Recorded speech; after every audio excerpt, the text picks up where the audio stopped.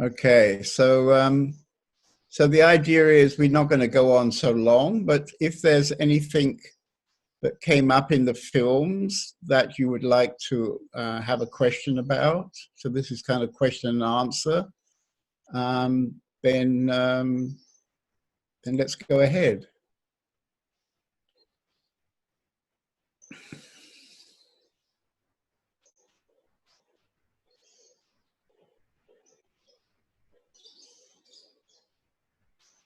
Okay, Santosh.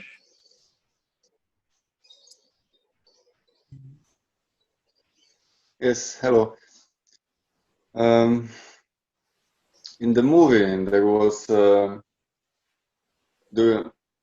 the end of the movie, the spiritual Can you make master. yourself a little louder? Maybe come a bit closer.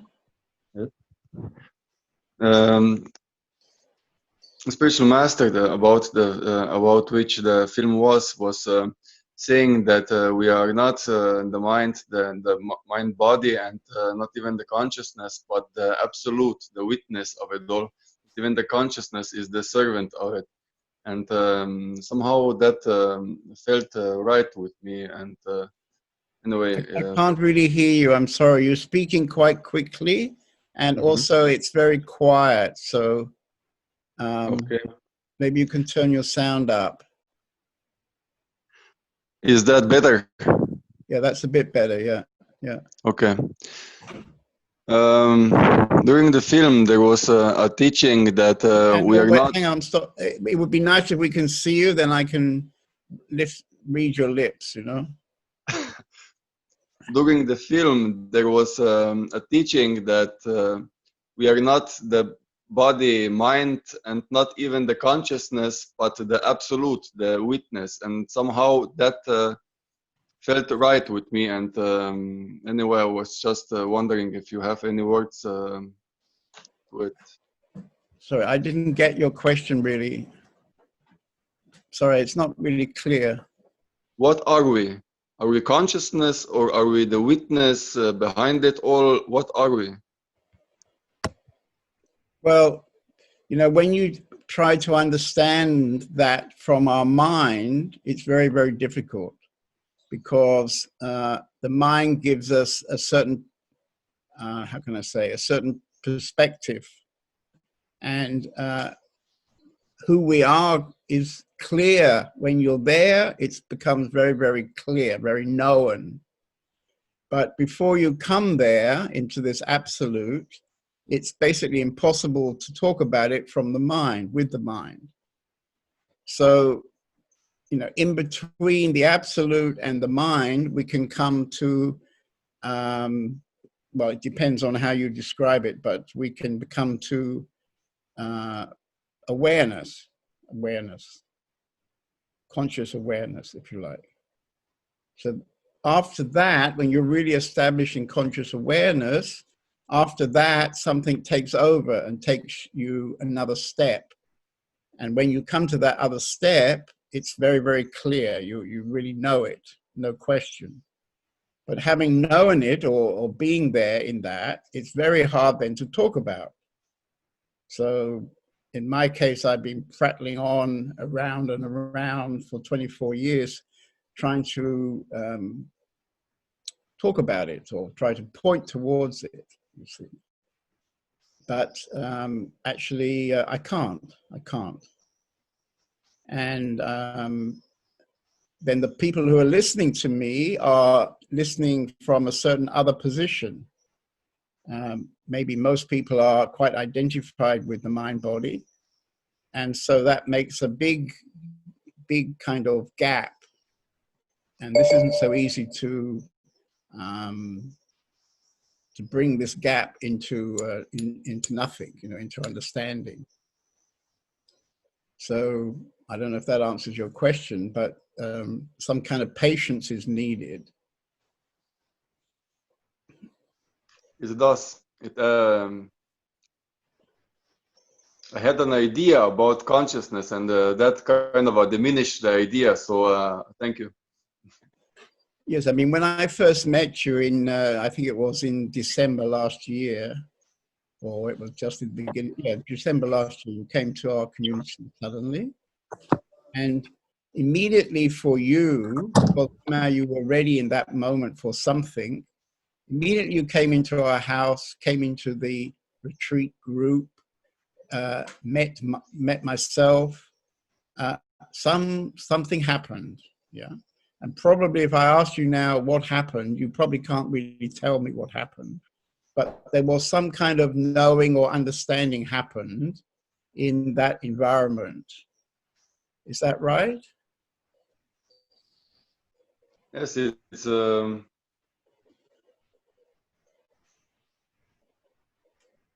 basically for me, as I understand it, it's the knowing that I should that is the right place for me to be. Right. That's as far I can. That's as far as I can tell, actually. Yeah. Well, I mean, what actually happened was that was quite touching for you. So probably at the time you couldn't easily have explained it in words, but somehow you were sufficiently touched, or a deeper part of you was sufficiently touched, that without any kind of plan, and maybe you had no money and it wasn't really possible easily, maybe you immediately booked for the Indian retreat and came with us to India for a month, you see. Mm-hmm. So that next step happened out of being touched, you know. It didn't happen because, you know, you thought, well, if I go to India for 1 month, then ABC will happen, you know. It was more like something inside you just said yes, you know. I remember when I first came to, I was 30, and I was very dissatisfied with my life. And some strange circumstances took me to an ashram in India, Osho's ashram, in the 70s, actually it was. And I was just visiting. I was a sort of casual visitor, you can say, casual visitor, without any understanding. And I came into this place, and very quickly, I don't really remember all the details now, but very, very quickly, there was something about the people that I met there, and something about the environment of the whole place, and something about Osho, which I completely didn't understand, that together made me decide very, very quickly that I won't just spend 3 days. I'll spend, I think it was 3 weeks. And during those 3 weeks, I could take a few steps. I think I did a seminar there, did some meditation there, listened to Osho. So I took a few steps. I remember running around saying, why, to everybody who would listen to me. And in those 3 weeks, probably I didn't really get the answers to my questions, but some kind of thing inside me which was touched decided then that I'm going back to Japan. I was living in Japan. I'm going to go back to Japan, and I'm coming back here as soon as quickly as I can, which is what happened. And if anybody would have asked me, I wouldn't have been able to really explain all that. And probably even now I can't explain all that. And I mean, what I would say is that there is something inside us which we're not much in contact with, which somehow knows, you know, it's like another. It's not just knowing from our box of tricks. There's some other part of us, a deeper part, I think. You know, Ramana Maharshi calls it the self. And this somehow knows. Because when I was 30, I really, really didn't understand anything. I was completely clueless. I was a very mindy, clueless English guy. And yet I could give up all my plans, make my mother very pissed off, and go and join this ashram. And I could wear orange clothes, and quite quickly I had beads around my neck, you know, and was kind of crazy time in a way, yeah. But inside, I was feeling this is exactly right, exactly right. It resonates. Huh? When you said that this is exactly right, it resonates with me. Yeah, yeah, yeah. Why aren't you living here now? I have some cleaning up to do. I will there shortly. Anyway, I'm happy you've joined this retreat. Yeah, yeah, Me too. yeah. Okay. But anyway, what I could say to you is, although I can't give you a very well thought out explanation, I would say to you that as something inside you has been touched, it means that that part of you is, if you like, awake, is active. And you can trust that. You don't have to trust John David. You trust that part of yourself, you see.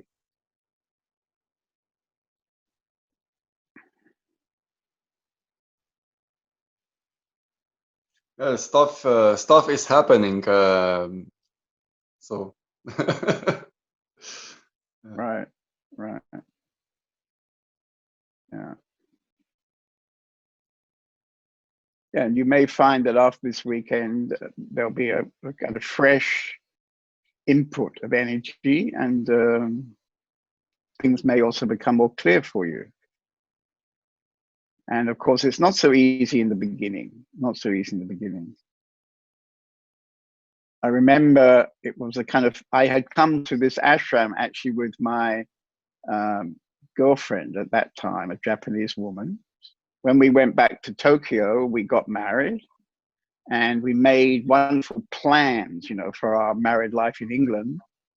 We bought 25 big Japanese tea boxes, and we filled them up with all kind of wonderful stuff, you know, special pottery and Japanese knives and all kind of lovely things for our married life. And we sent these to my brother in England, and he was kind enough to put them in his garage. And they stayed there about 20 years or 25 years in his garage because, yeah, everything changed.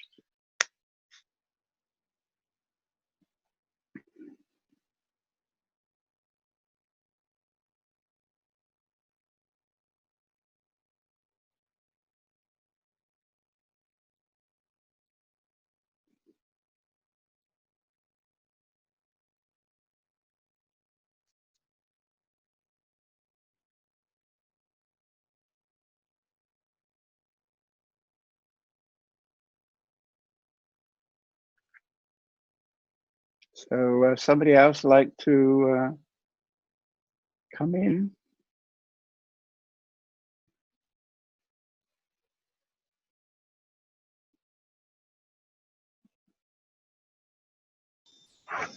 Yeah, hello. I saw the film of this year, and Right. what I see was he's yelling. He is so loud. What he's saying is very good, but his sound is so. It shocked me a little bit when I saw it the first time in live, not in the book. Right, right. Well, he was very passionate, and he was very clear about what he would talk about and what he wouldn't talk about. Yeah. So if you came there and started telling him about your problem with your wife, or you know, some problem with your business, or any of that kind of regular stuff, if you like, he absolutely wouldn't answer you. In fact, he'd probably throw you out of his room. It's a fairly small room, and yeah, if he felt somebody really had no clue, he would just say, "Please leave." And if you know, got to stay there for some time, when he thought you'd been there long enough that you should by now understand, he would also invite you to leave. So he was not really caring too much how you might feel about things. But as I had told you this morning or this afternoon, when this woman Jean Rutt, when she came there for 5 years and became very close to him, actually very, very close, and together they did, I think, 3 books. And as I said earlier, when we knew he was dying on that last night, when she had actually left the house, he got somebody to go and get her to come back and gave her a box of chocolates. And, you know, this kind of Indian men don't have many boxes of chocolates around. So that was some kind of special symbolic present. And I bet she never ate the chocolates, you know. So, well, maybe she did, I don't know. But anyway, so they had a very deep connection, you know. She had come into a very powerful connection to him. And I'm sure she wouldn't agree with what you're saying about his voice, you know. Because Yes. if you really fall in love, like for example, in my case, I fell in love with Papaji. He was a very big guy, you know, like ex-army officer. He was a wrestler. He had tattoos on his arms. He used to shave his head every day. And, well, lots of funny things like that, you know.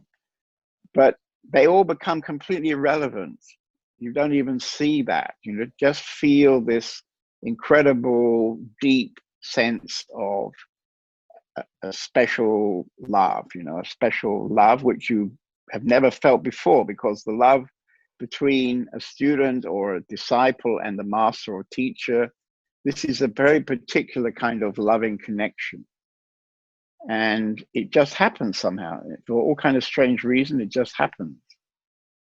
Yeah, I know what you mean. I can feel it. And you say we could write something down that touched us, and for me it was this: all you can perceive cannot be you. That touched me very deep inside, because there is nothing what I not can perceive, and this nothing is it's a very sentence, but it's the true sentence, and that touched me very deep. And then at the end there is this words: I am in front of you to enjoy meeting myself. That's also something that touched me very deep, and my heart jumped in this moment when I thought about it. Right. But I want to remember share. there was this ashram, you know, in India where we have our retreat. The master was called Nanagaru, and I had interviewed him for the Indian Master's book. You can read this in that interview. I asked him that, you know, when you're sitting there with your people around, what do you see? And he said, I see myself. You see, yes. I see myself. And this dividing the consciousness is dividing to see itself. It's a kind of intimate love to divide, to see the self in the person that is there but doesn't exist. I can't tell or talk about it. But inside there is something. My heart jumped when I think about it. Right. Mm-hmm. Yeah. I mean, the other thing I could say about that situation where you didn't really like his voice, I mean, you have to remember he had throat cancer at that time. And so that may well also have been affecting his voice. But certainly even the earlier time videos, he was always very passionate, very, very passionate. And of course, every spiritual master is as they are, not as you would like them to be, you see. So we have ideas, you know, have to be very quiet and peaceful and blah blah and blah blah. But maybe they're not, you know. Maybe they're not, and he certainly wasn't. He was very passionate, and as I say, he would ask people to go if he didn't see any potential in those people. He particularly sent away the Osho people, you know, because in those days the Osho people used to wear orange clothes and beads. And when these guys came to his meetings, he generally was not really open to them and told them to go.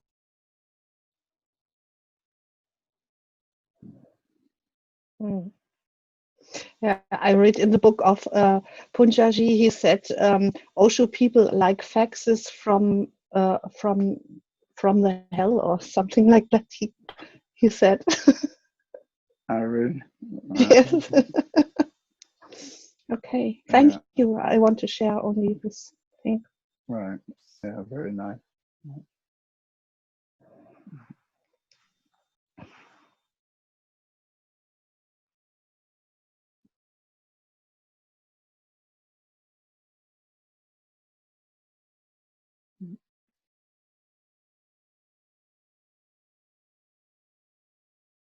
Nice to see you with us now, Marco. Hello. Hi, Marco. Hi. Hello, good Hi. to see you. Hi, David. You had a busy day with the kids.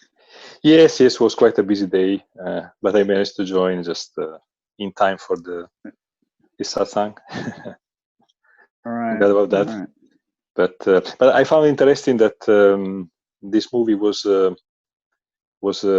proposed today, because recently I bought from Open Sky Out the book I Am That, and I'm reading it a little bit, but I find it so profound that I cannot really proceed very quickly.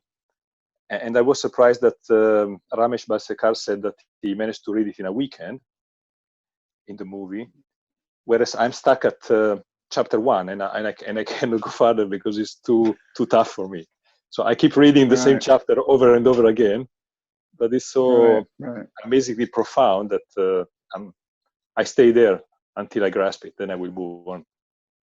Right. Yeah. Well, I understand that it is very much like that, actually. Yeah. I mean, in the afternoon, I was offering that I could send you, if you like, to get it. I think it's about 120 pages, and it's a diary from an American woman who spent the last 5 years of his life visiting him. She wasn't there all the time, but she was living in Ramana's ashram, or near his ashram, and then she would come and visit him, and she kept a diary of what was going on for her, and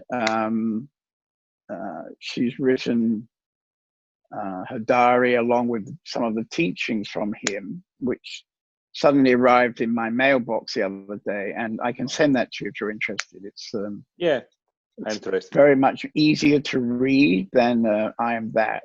Okay, good. That might help. Yeah.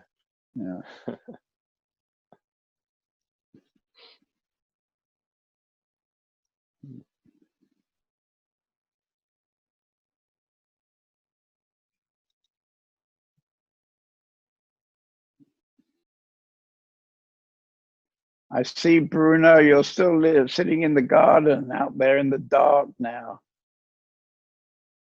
Are you there? We can only see a slight outline.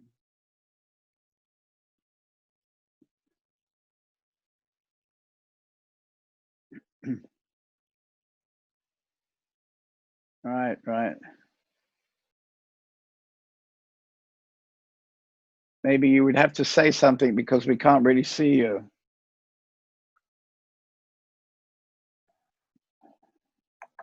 One second. Kann ich nicht frei. I can't unmute him. You can't open his audio? No. Right now, not. Oh, okay. Okay. Well, Hä?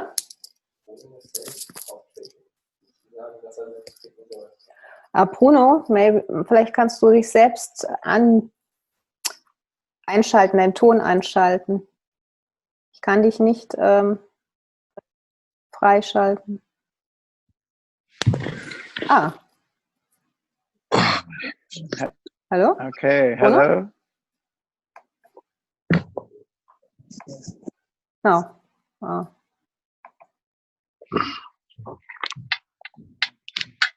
You sound as if you're underwater. Jetzt kannst du sprechen, Bruno. I think it doesn't work. No, now we hear you. Now it works. Yeah, now it's we hear you quite well. Hello? Yeah. Yeah. Is it working now? Yes. Yeah. Ah, yes. Yes. Very good. Yeah. Mm. So you're part of the landscape in the garden now. So we don't really see you, but we're happy to hear from you. Okay. Yes. Okay. So Yes, I enjoyed there it. might have. Sorry. I enjoyed it to listen in the garden to the Юра, ты не talks. сможешь заснуть. Right. Не сможешь заснуть. Ты будешь себе... So earlier there was a sense that you were having a little bit of a difficult day. Do you still feel that, or is it getting more easy now?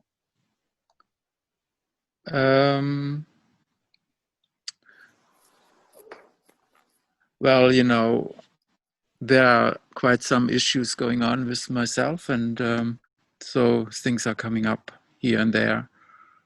And Right. but I'm feeling better now a little. Yeah, that's true. Right. Was there anything in the film that you particularly you found sort of positive for you?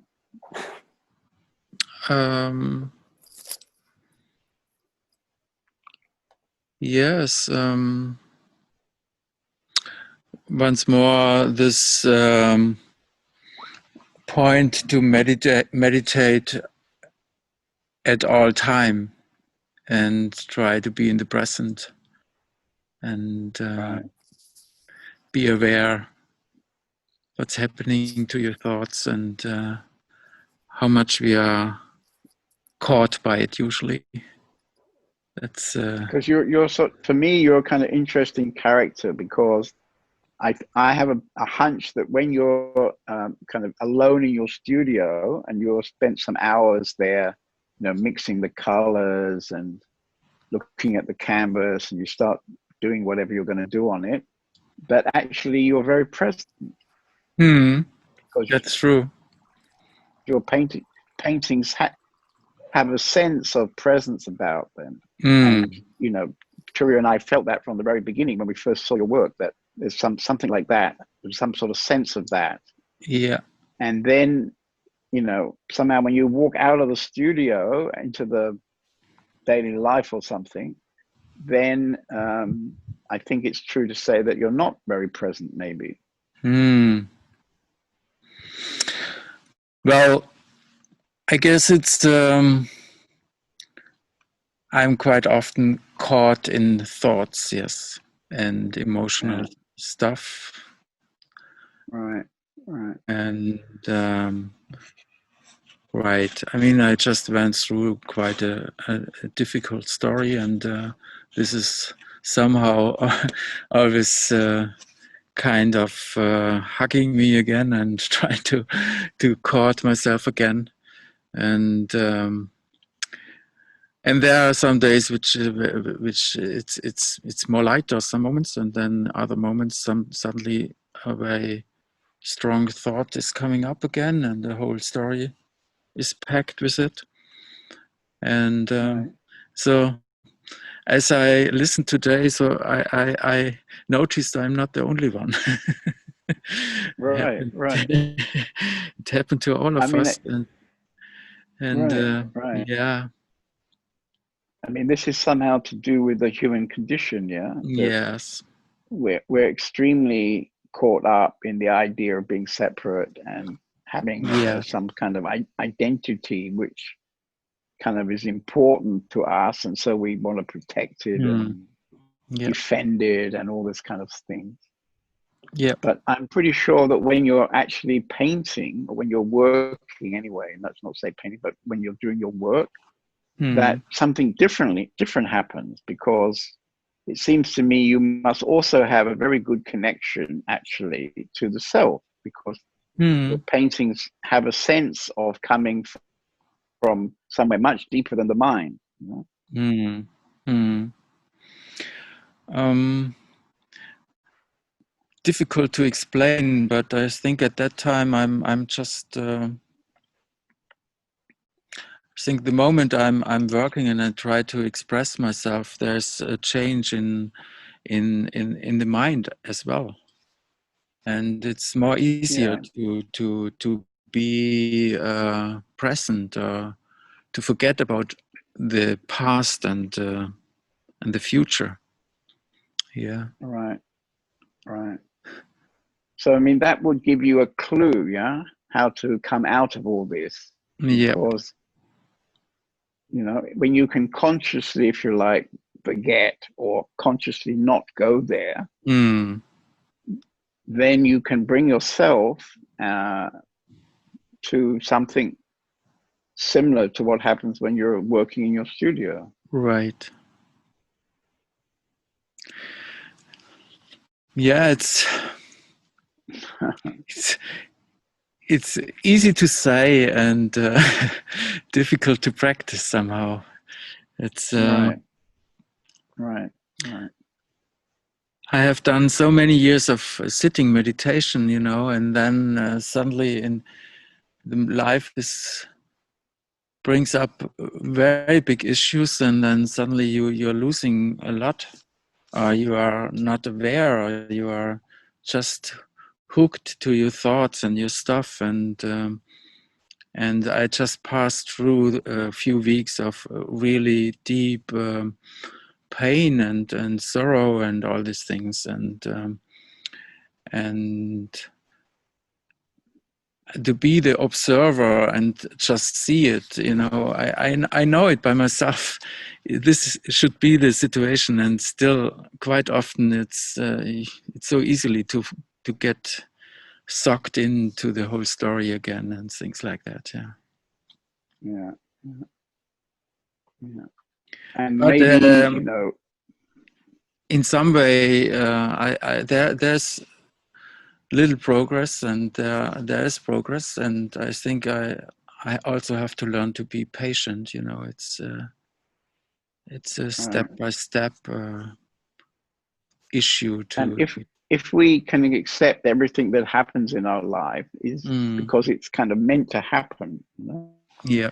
Then what's been going on recently for you, which has not really been very pleasant, and maybe it's been quite painful sometimes, but nevertheless, maybe this is going to create some new resolution, you know, that maybe it's not enough to sit, you know, for long periods of time. I mean, maybe, as I suggested once before, I think maybe that's, you know, you've got that, you know, that's naturally in you, and that's not so helpful now, maybe for you. But to bring this natural possibility when you're painting in the studio into your going shopping or driving the car or meeting some friends or something, just to bring that into those moments, maybe that's more important now for you. That's true. I have to get connected to the outside world, you know. I created somehow a kind of little cave for my, you know, little kind of cage for myself, like my studio and my way of life. And I for some reason I just I think I supported a part of my shyness and my fear of having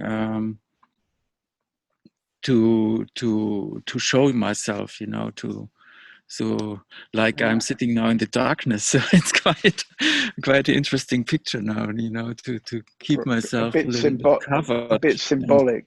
Yes. A bit symbolic maybe. You actually also, I don't know what you meant to say, but you know, I thought you were going to say in my cave, but what I heard was you saying in my cage. I don't know, maybe you didn't say cage. Yes, yes, I did. Cage or cave? Both. I mentioned both, you know, it's a cave and a cage, you know. Right. So then, you know, most people would find the word cage suggesting kind of a lack of freedom and, you know, so, I mean, clearly that's not really healthy for you to be in a cage. No. Especially when maybe you've created it for yourself, you know, the cage, yeah. I mean, you know, as an artist, you need to have your space for your kind of being by yourself and create things. And for some reason, I need this kind of, let's say, cage, you know, in a positive thing. But you need to know where's the door and where's the opening and where to come out and how to connect to the world. Well, I think it's clear that know? Artists need a cave or a. But you don't need a cage, you know, I think. Yeah, there's some line between cage and cave. And cave, you know, or studio. You call it a studio, you know. Yes. Yes. Anyway. Okay. Thank you. You somehow made a decision to spend some time with us here, and everybody likes that you've done that. So. Yeah. Thank you very much. Yeah, I appreciate it to be a guest in this house for some time. Yeah, thank you. Right, and hopefully this weekend will also be interesting for you because you will get a chance to see that you know, all human beings in a way are having elements of what you're experiencing, you know, at the moment. That's true. That's true. Thank you. Yeah. Okay. Anything else? It's getting a bit later. Maybe one more dialogue and then we stop until tomorrow.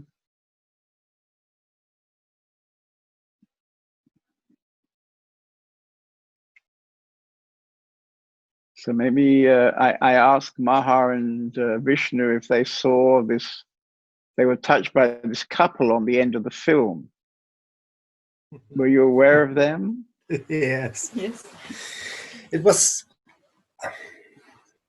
That's you in another 30 years, you see. I like the wife of him. She was so glowing from inside, and they were so incredible sweet. Very nice. Very very passionate for their master. Yeah. And that was the one thing what was going through the movie for me was that they were all so passionate. Well, of course, not about the master, but and also about the master. Yeah, but of course about what he's saying and from which place he's speaking. It was very, very touching movie. And the couple, yes. Yeah. No, I found it amazing. a really kind of quite special couple because they seem very independent, and at the same time they were connected with this common interest in themselves, knowing the self, and being with this man, the master, and they were both very much glowing, you could say. Particularly the woman was very glowing and happy. So if it could be that in 30 years, it would be quite okay. It's okay for me. I can take it like that. Yeah, very beautiful. Right. Okay. And it was so nice that you could understand the message of Maharaj much better through these people. Through his translators. It was very nice. Yeah. yeah, yeah. And the man who made the film, who was returning, I Hmm. thought he was also very lovely, because if you Yeah. remember when he first came in the room Hmm. and sat in this small room And where was crying immediately. yeah, he was so touched just to sit Yeah. there that he was sobbing. You know, this Yeah. is an expression of the love that he experienced in that moment. Hmm. I know that feeling. Yeah. Yes. Yes, it's interesting. We don't normally associate the fact that we can be so much touched that we actually can only cry. Hmm. Okay, so I think we'll, unless there's anybody urgently wants to talk, of course, if there is, we can go on. But otherwise, I think it's been quite a long day. And if you still have any particular things you want to discuss, we can do that anyway tomorrow. We have 2 more meetings tomorrow. And then tomorrow evening, instead of watching a film, we have a concert. And our house band has invited a Indian drummer, tabla player, to play with them. And it's very, very lovely, actually. So you're in for a very nice concert tomorrow. Okay, good. Okay, good night. Good night. Good one.